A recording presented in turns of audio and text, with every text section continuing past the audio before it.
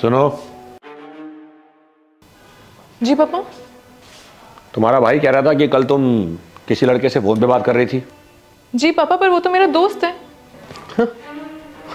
अच्छा दोस्त है।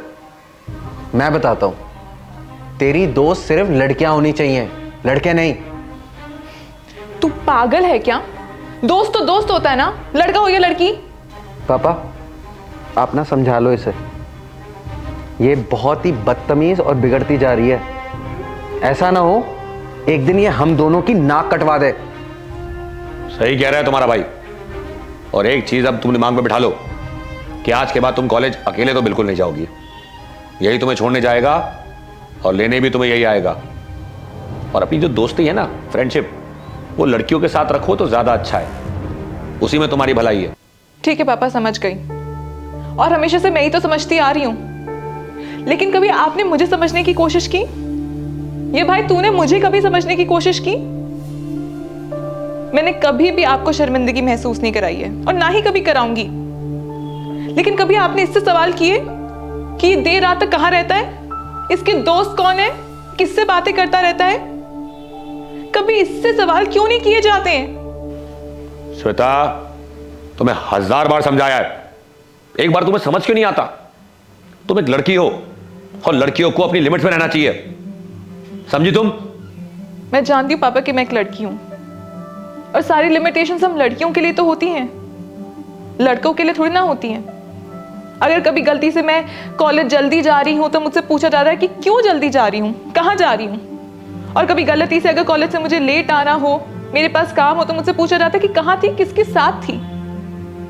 कभी ये नहीं सोचा जाता कि मेरे भी अपने सपने हैं और शायद उन सपनों को पूरा करने के लिए मैं बाहर काम करती हूँ।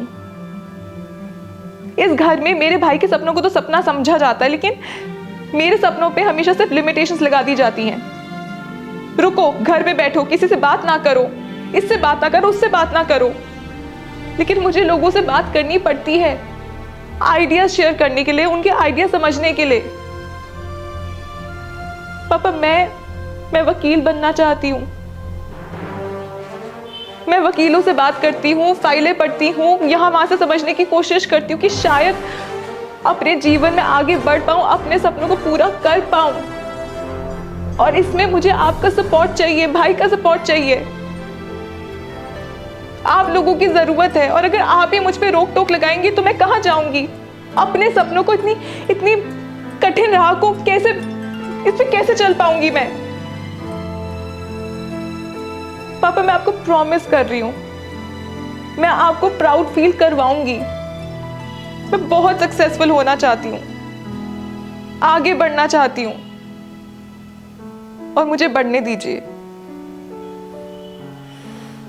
मुझे समझ आ गया बेटा, मुझे माफ कर दो श्वेता। वो क्या है ना, हमारी सोसाइटी में आजकल एक बहुत लंबे समय से ट्रेंड चला आ रहा है।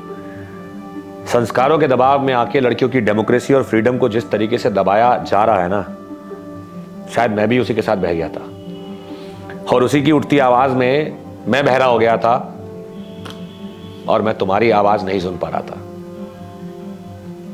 मुझे मेरी मिस्टेक रियलाइज हो गई है, और मैं समझ गया हूं कि अब लड़के और लड़कियों में कोई डिफरेंस नहीं है, और ना ही मुझे एज अ पेरेंट करना चाहिए। और यही सेम बात मैं बाकी पेरेंट्स को भी कहना चाहूंगा कि अपने फैमिलीज में, अपने परिवार में या अपने आसपास लड़के और लड़कियों के बीच में डिफरेंसेस करना बंद करें। लड़कियों पे जो बंदिशें लगाई जा रही है ना, वो सही नहीं है। आई अंडरस्टैंड सिक्योरिटी इनसिक्योरिटी का इशू सबको होता है, वो लड़कों के साथ भी है, लेकिन इसका मतलब ये नहीं है कि लड़कियों को उनके सपनों को जीने से रोक दिया जाए। और शायद मैं भी यही कर रहा था, पर अब नहीं।